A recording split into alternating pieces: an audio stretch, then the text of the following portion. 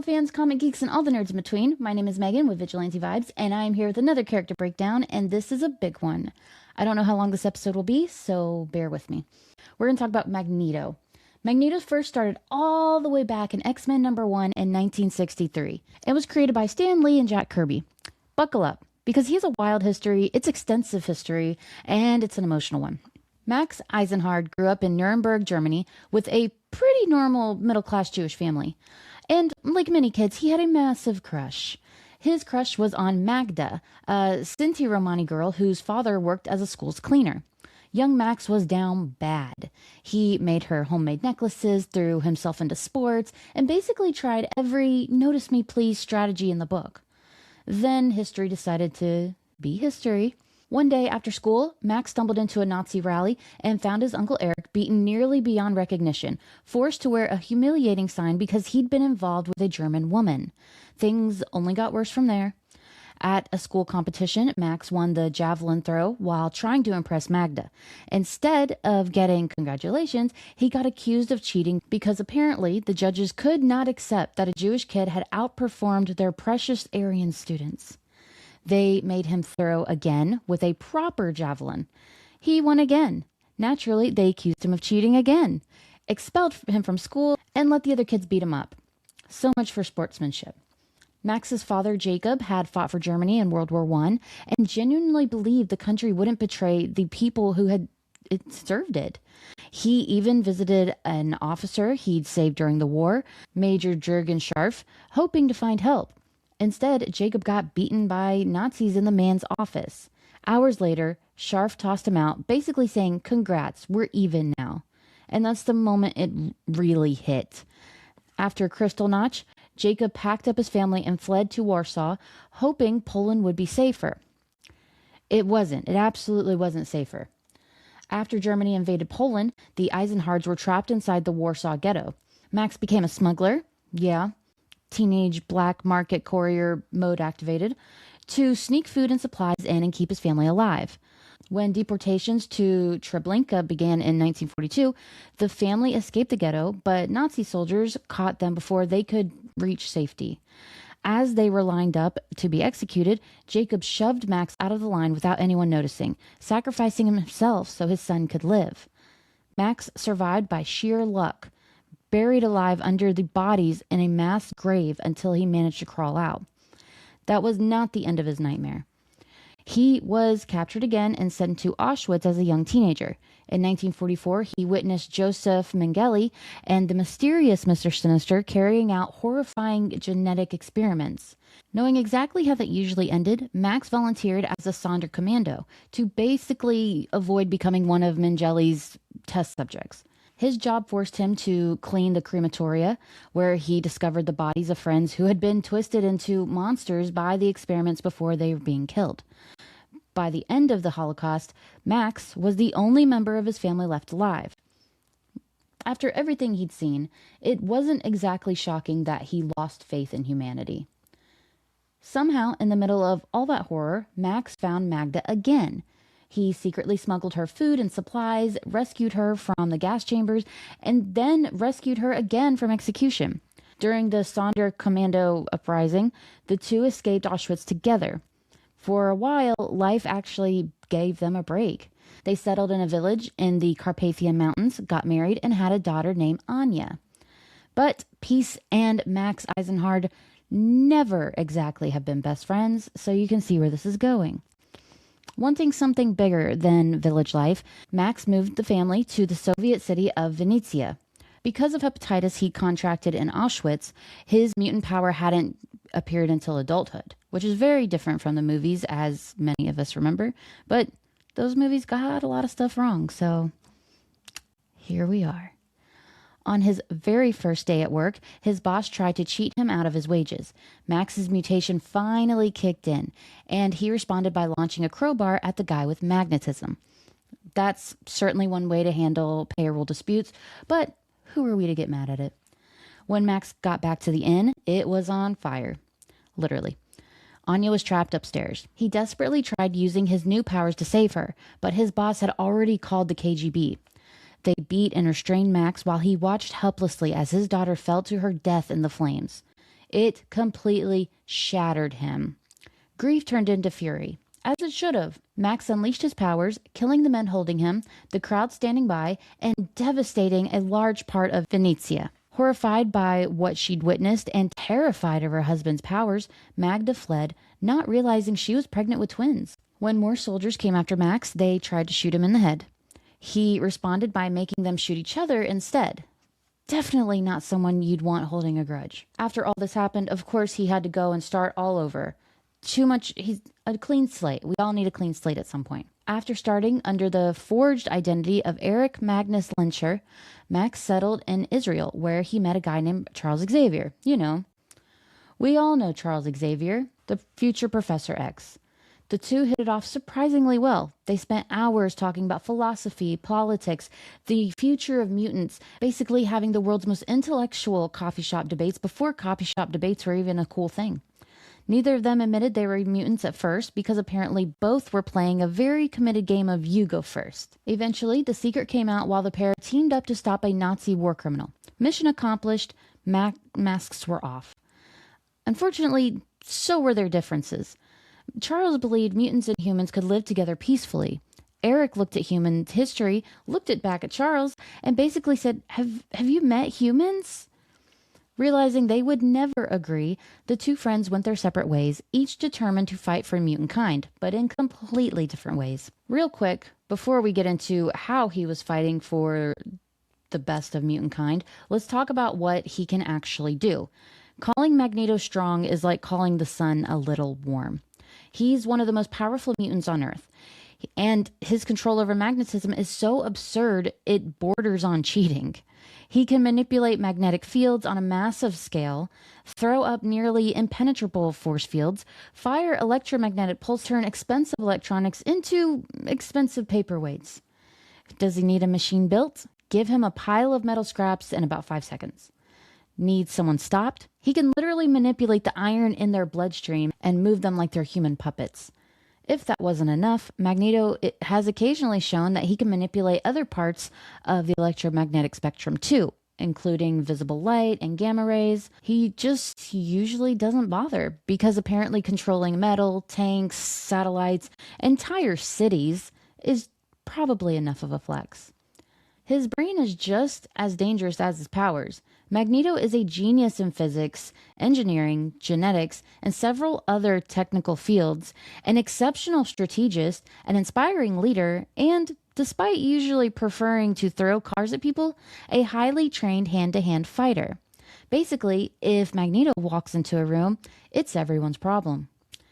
Officially, Professor Charles Xavier and the X-Men are Magneto's greatest enemies. Unofficially, it's complicated.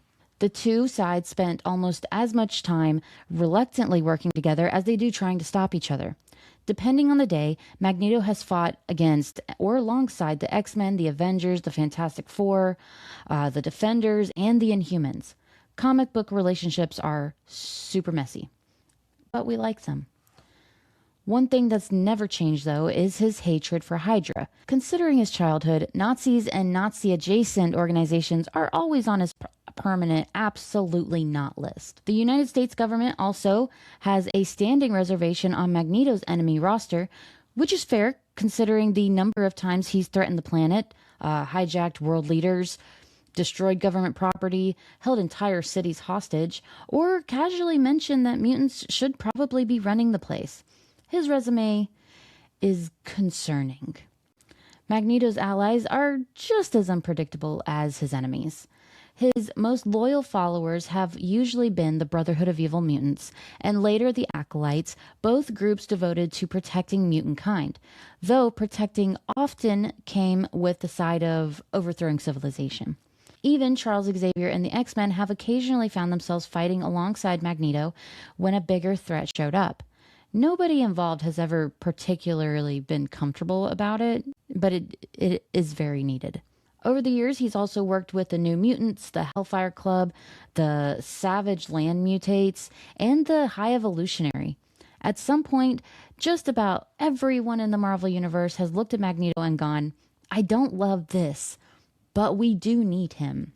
After parting ways with Charles in Israel, Magneto spent some time hunting down Nazi war criminals for a secret agency. Unfortunately, that partnership crashed and burned and pushing Eric across the line he'd been dancing around for years. From that point on, he stopped asking for mutant equality and started demanding mutant supremacy. In his eyes, mutants weren't just the next step in evolution. They were meant to inherit the Earth, whether humanity liked it or not. Naturally, this philosophy came with a headquarters. Magneto established Asteroid M, a massive orbital base floating in space because apparently owning a normal house was never on the table.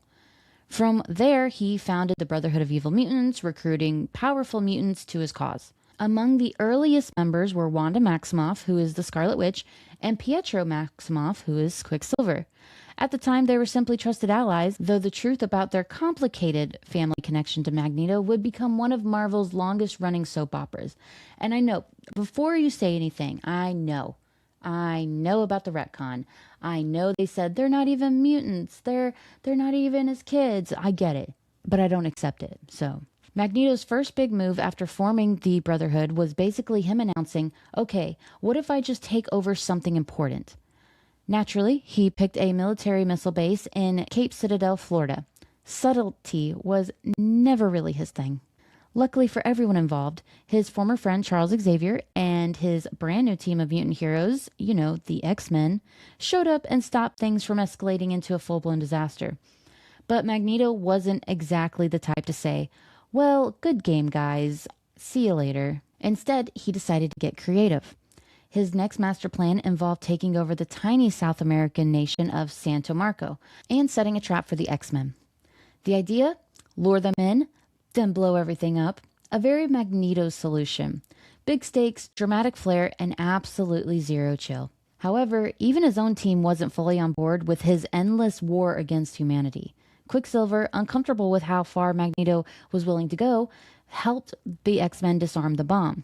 Soon after, Pietro and his twin sister Scarlet Witch left the Brotherhood behind and joined the Avengers, proving that even Magneto's own recruits occasionally looked around and thought, maybe this guy needs to calm down. And spoiler alert, he did not. Over the years, Magneto clashed with the X-Men countless times. The pattern became almost predictable. Magneto creates a world-threatening plan, and the X-Men stop him. Then there's a giant explosion. Everyone assumes Magneto is dead. And then a few months later, he returns with a dramatic entrance and an even bigger plan. It was basically Marvel's version of a villain subscription service. Some of his more memorable schemes included discovering the Savage Land and manipulating Namor the Submariner into helping his cause. Every defeat just pushed him toward creating another version of the Brotherhood and another attempt at proving mutants should rule the world. Eventually, Magneto decided brute force wasn't enough and turned to science. Using his knowledge in genetics, he created Alpha, the ultimate mutant, hoping Alpha would become the ultimate weapon for mutant kind. But, unfortunately for Magneto, Alpha took one look at his creator and basically said, actually, I think you've had enough. Instead of joining Magneto, Alpha transformed him into a powerless infant. Yes, Magneto, the guy who can move mountains with his mind, got defeated by being turned into a baby, which is actually a very strange common theme in the X-Men comics. It's very strange. Like, they've all been turned into babies. Even Cable's been a baby. Professor Xavier took responsibility for the situation and entrusted infant Magneto to his colleague, Dr. Myra McTaggart, who experimented on him in an attempt to alter his mind. Eventually restored to adulthood, Magneto returned to his old ways and resumed his rivalry with the X-Men. But eventually, something unexpected happened. Magneto started questioning himself. After nearly killing the young mutant Kitty Pryde, he began realizing that maybe his methods had gone a little too far. A pretty big revelation considering his previous strategy was often solve the problem by throwing a city block at it. For a time, Magneto joined forces with the X-Men and tried walking the path of a hero. Around the same time, he discovered that Scarlet Witch and Quicksilver were supposedly his children. He attempted to reconnect with them, but understandably, the twins weren't exactly ready to welcome back the guy who spent years causing chaos. And I still understand about the retcon. But no. Still, Magneto helped fight against the cosmic being known as the Beyonder and eventually surrendered himself for his crimes against humanity. During his trial, an attack left Professor Xavier severely injured. With Xavier unable to lead, Magneto reluctantly stepped into the role of headmaster, working with the X-Men and mentoring the New Mutants. For a while, it actually seemed like Magneto might have changed. Then old habits came knocking. While working with X-Men leader Storm, Magneto became involved with the Hellfire Club. He eventually defeated Sebastian Shaw and took over as the club's new Grey King. This move did not exactly scream, "I've changed," which is pretty unfortunate, but it's all right. The New Mutants began losing faith in him, and Magneto's old beliefs about mutant superiority started creeping back in. Magneto later teamed up with Rogue and Kazar during an adventure in the Savage Land. The mission ended with Magneto killing Zaladane, a woman who claimed to be his daughter. Afterward, Magnus retreated to Solitude on Asteroid M, because when you're an incredibly powerful mutant with complicated family drama, apparently a space station is a logical place to process your feelings. Eventually, the mutant group known as the Acolytes came to him for help, reclaiming the island of Genosha. The X-Men intervened, and Asteroid M was destroyed. But Magneto, as usual, has a backup plan. He transformed the space station Greymalkin into a new mutant sanctuary called Avalon and began gathering mutants for his cause. The X-Men and the government tried to stop him, leading to one of Magneto's most infamous moments. He ripped the adamantium skeleton from Wolverine's body. The X-Men responded by having Professor Xavier wipe Magneto's mind. And to be honest, after everything that happened, no one could really say the argument wasn't complicated. Of course, Magneto eventually got his memories back. A mutant named Astra restored his mind and created a clone named Joseph, hoping the duplicate would destroy him. Instead, Joseph rejected that purpose and sacrificed himself to save the planet. One thing about Joseph you're going to learn, that dude, he dies a lot. He sacrifices himself a lot. I don't know what it is. Meanwhile, Magneto launched another massive attempt to secure mutant freedom by threatening to destroy the world unless the United Nations handed control of Genosha over to him. The UN eventually agreed, though with one very important condition: please stop attacking other countries, which is a very reasonable request. Magneto was later revealed to be one of the legendary 12, a group of mutants prophesied to usher in a new era. But it was championed by the villain Apocalypse, who wanted to use them for his own plans and captured the group. But Magneto, being Magneto, he found a way out. He borrowed another mutant's powers to compensate for his weakened abilities and defeated Apocalypse, proving that even when he's running low on power, he's still one of the biggest threats in the room. Returning to Genosha, Magneto reunited with Polaris, which is Lorna Dane, which is another one of his kids. And if you're new here, just know that I love Lorna. Unlike that trash retcon in Marvel Comics where Scarlet Witch and Quicksilver turned out to not be his children, Lorna was actually his biological daughter. He began training her and helping her expand her own magnetic abilities while trying to restore his own strength. Then, after the legacy virus was cured, Magneto decided the time had come for another showdown with humanity. Things were too chill. Things had just calmed down, and he was not about to have that. He used Genosha's mutant population to declare war, but the X-Men fought back and weakened him. Then things went from bad to catastrophic. Cassandra Nova sent an army of Sentinels to Genosha, resulting in the deaths of around 16 million mutants. Once again, the world believed Magneto was dead. Once again, they were wrong. Magneto secretly survived and stayed behind to rebuild Genosha. Eventually, even Professor Xavier joined them, proving that no matter how many times these two disagreed, they'll always find their way back to each other because they're just in love. Later, Magneto took care of Scarlet Witch after she suffered a mental breakdown and attacked the Avengers. Quicksilver convinced Wanda to rewrite reality into the world Magneto had always wanted, a universe where mutants rised and Magneto stood as their leader. The problem was, Magneto didn't remember the original reality anymore. Once his memories returned, he blamed Quicksilver for everything and killed him, who was supposedly his son. Wanda, absolutely devastated, brought her brother back and restored reality. But the process came with major side effect. many mutants lost their powers, including Magneto. Many of you will find this sounding very familiar, as this is House of M. Many of you know about that time when Scarlet Witch said the iconic words, "No more mutants." House of M rocked every part of the mutants in Marvel Comics, like their stories. Everyone's story has a House of M section. And this is it. This is why. Desperate to restore what was lost, Magneto teamed up with the High Evolutionary to reactivate the mutant gene. The experiment partially worked, but with a very Magneto-style result. He got his powers back. No one else. Just Magneto. After everything he'd done, Magneto started moving into a much more complicated phase of his life. Less, "I'll conquer the world," and more, "I'm trying to protect my people. Please ignore my extremely long villain resume." Seeing the work as genuinely important, Magneto joined Cyclops' X-Men on their island, home of Utopia. There, he fought alongside the team, protected the remaining mutant population, and helped handle threats around the world. Yeah, the same guy who spent years fighting the X-Men was now showing up to meetings with them. Comic books, where enemies become co-workers because everyone has a bigger problem to deal with. During this time, Magneto teamed up with Rogue to battle the powerful children of the Vault. He also discovered that 2 members of the Young Avengers, Wiccan and Speed, might actually be reincarnations of Scarlet Witch's lost children. Naturally, Magneto heard possible grandchildren and immediately did what any complicated father figure would do. He got involved.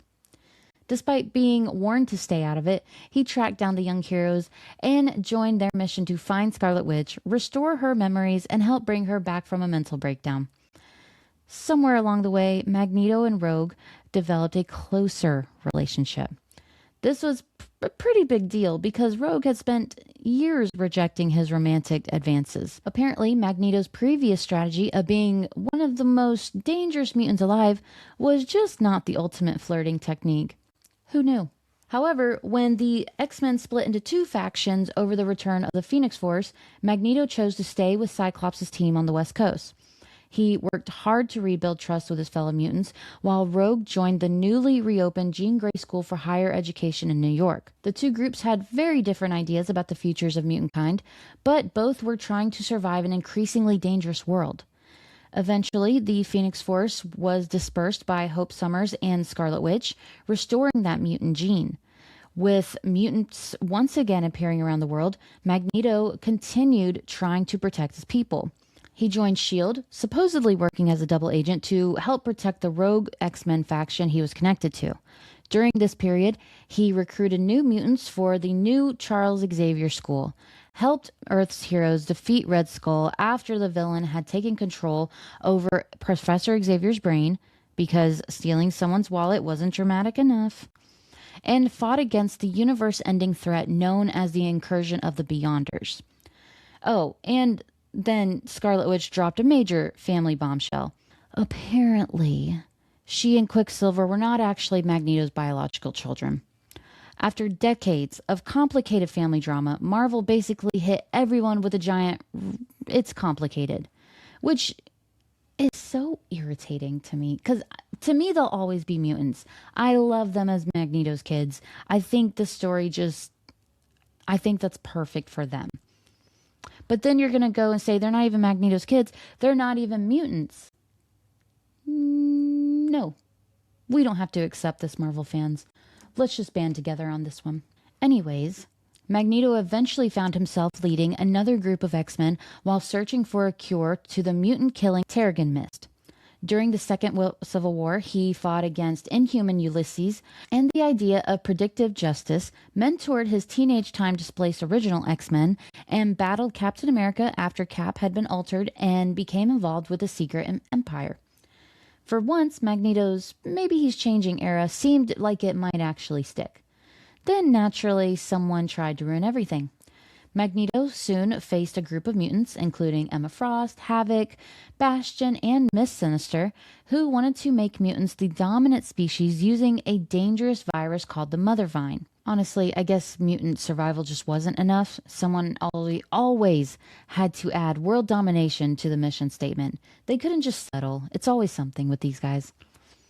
Magneto formed his own X-Men team to stop them. When the virus was released, he fought back against mutants controlled by Miss Sinister and was forced to kill some of them. The experience deeply affected him, and he retreated once again to Asteroid M, where he created a new version of the Brotherhood. Even when Magneto tries to do the right thing, things somehow end up with him needing a dramatic space vacation. Later, mutant reality got a little weird, a sentence that happens often in Marvel. Nate Gray, also known as X-Man, created a pocket universe called the Age of X-Man, where mutants lived in what appeared to be a peaceful society. Magneto was pulled into this reality along with many other mutants, but his memories were altered. In this world, Magneto was once again an X-Man, fighting threats while society had one very unusual rule. Romantic relationships were completely forbidden and monitored by Department X. So, as you can probably guess, rebellion followed. While there, Magneto and Storm shared visions of their past lives and began realizing something was very wrong. They discovered that Apocalypse was connected to the strange reality, and eventually X-Man himself was revealed to be behind the entire alternate world. Magneto and the X-Men confronted him, and after everything was revealed, X-Man restored reality to normal. Because, even alternate dimensions eventually need a software reset. Then came one of the biggest turning points in mutant history. Magneto reunited with Professor Xavier and Myra McTaggart to create a sovereign mutant nation on the living island of Krakoa. For once, Magneto and Xavier had the same goal: give mutants a place where they could finally be safe. And they didn't stop there. Krakoa introduced mutant medicines that could cure human illnesses and created the resurrection protocols, allowing deceased mutants to be brought back to life using the combined powers of the Five and backup copies of mutant minds stored in Cerebro. Basically, mutants figured out how to beat death and immediately had to deal with everyone else wondering, you can do that? Of course, enemies noticed. Magneto and Xavier discovered the anti-mutant organization Orchis and their space station Orchis Forge, where they were creating a new sentinel called Mother Mold. They feared Mother Mold would eventually lead to the creation of Nimrod, one of mutantskind's greatest threats. The X-Men launched a mission to destroy it. They succeeded, but the entire team died in the process. Magneto and Xavier also helped create Krakoa's ruling body, the Quiet Council, alongside figures like Storm, Jean Grey, Emma Frost, Apocalypse, Mystique, and even Mr. Sinister. Because nothing says peaceful government like putting a genius genetic manipulator and a world-conquering mutant in the same meeting room. When Krakoa's twin island, Arakko, was returned to Earth, Magneto helped negotiate with Iska the Unbeaten, leader of millions of battle-hardened mutants. Rather than risk conflict, Magneto proposed a wild solution. Why fight over Earth when we can just move them to Mars? I like to think that's exactly how he said it in that tone. And somehow it worked. The mutants terraformed Mars into a new home for the Iraqi people. The announcement was made during the Mutant Hellfire Gala, where Magneto privately met with Wanda. Even though the Scarlet Witch was no longer his biological daughter, Magneto told her something very important. She was still his daughter in his heart. Aww. Later, Wanda wanted to restore mutants who had not been saved through the Cerebro backups. The spell required her death. She asked Magneto to kill her so she could be resurrected afterwards. Magneto agreed. Unfortunately, everyone immediately assumed he had murdered her. Because if there's one constant in Magneto's life, it is people misunderstanding his intentions. Or fully understanding his intentions is a problem too. This led to conflict with the Avengers, though Wanda was eventually resurrected and restored millions of potential mutant lives. Eventually, Magneto and Xavier confronted the truth about Myra McTaggart. Because of her unique ability to reincarnate and restart her life, they feared that resurrection precogs like Destiny could expose Krakoa's secrets. When Mystique demanded Destiny be brought back, Xavier and Magneto refused. Mystique responded in the most Mystique way possible. She did it herself. She resurrected Destiny, gained support from the Quiet Council, and helped expose the hidden truth behind Myra's plans. Soon after, Magneto and Xavier received a distress signal from Myra's location. What was waiting on them? Nimrod. Despite their efforts, the machine they feared had been created. Alongside Omega Sentinel, Nimrod attacked, resulting in the deaths of both Magneto and Xavier. Fortunately, death was becoming less permanent for mutants. They returned through the resurrection protocols, only for Emma Frost to reveal the truth. Myra had been depowered and was working against them. She escaped, leaving Krakoa absolutely shaken. Magneto resigned from the Quiet Council and joined the mutants of Arakko. On Arakko, Magneto was asked by Storm to join her Brotherhood. He defeated Tarn the Uncaring and took the Seat of Loss, becoming an advisor to the Iraqi people. However, there was a cultural problem. Because Magneto and Storm could be resurrected, the Iraqi viewed them as essentially immortal, which conflicted with their beliefs about honor and mortality. To prove his commitment, Magneto made an enormous sacrifice. He deleted his backup consciousness from Cerebro. For the first time, if Magneto died, there would be no reset button. Then came the Eternals. Created by the cosmic beings known as the Celestials, the Eternals saw mutants' abilities to resurrect as a threat. Their leader, Druig, launched an attack, sending Uranos to destroy Arakko. Magneto and Storm fought Uranos together. They won, but victory came at a terrible cost. Magneto died in battle, and for once there was no backup waiting. After dying, Magneto's story wasn't exactly over, because when you're one of Marvel's most complicated mutants, even death has paperwork. His spirit first arrived in the waiting room, the mutant afterlife created as part of Krakoa's resurrection system. From there, he was sent somewhere even deeper, a mysterious realm of judgment where he was forced to face the consequences of everything he had done. And it was not a fun trip down memory lane. He found himself surrounded by walls covered in the names of every person who died because of his actions. Every mistake, every battle, every life lost because of his crusade was carved into stone. For someone who spent his life arguing that his actions were necessary, this was basically the universe handing him a giant receipt. Then came the people who refused to let him stay there. Storm followed a dream and found her way into this realm of the dead, determined to bring Magneto back. At first, Magneto refused. When Storm told him about the fall of Krakoa, he reacted exactly how you'd expect, with anger, frustration, and a whole lot of emotional baggage. But Storm wasn't there to argue. She showed him another wall. This one wasn't covered in the names of people he had harmed. It was covered in the names of people he had saved, and that changed everything. For the first time in a long time, Magneto allowed himself to see the entire picture. Not just the destruction he caused, but the lives he protected. He decided he wasn't finished yet. Of course, getting back to life was not as simple as walking through the door labeled exit. After using a key he had earned after saving Namor, Magneto and Storm attempted to escape the realm of the dead. Instead, they accidentally ended up in the territory of the Shadow King, which is a wild place to accidentally end up, property boundaries and all that. The Shadow King tried to trap them there, attacking Magneto by forcing him to confront his darkest memories and failures. But Storm and Magneto fought together, defeating the Shadow King and the other creatures lurking in that realm. Storm was eventually revived by Blue Marvel, while Magneto crossed back into the world of the living. Yes, Magneto came back from the dead. Again. Who would have thought? At this point, death was basically becoming another minor inconvenience on his calendar. Once alive again, Magneto immediately returned to the fight against Orchis, the anti-mutant organization responsible for many of Krakoa's darkest moments. Joining the final battle, Magneto helped the X-Men destroy Nimrod, the advanced sentinel that had threatened mutant-kind for generations, just to remind you. After everything he had endured, Magneto got one more chance to protect the future that he had spent his entire life fighting for. Months after the fall of Orchis, Magneto relocated to Alaska to join Cyclops' new X-Men team. But this time, his greatest enemy wasn't another villain. It was his own body. Magneto began suffering from a condition called resurrection-linked degenerative sickness. The repeated strain of being resurrected began catching up with him, causing his health to rapidly decline. He started losing control of his powers. He lost the use of his legs. The effects of his many returns from death began to unravel.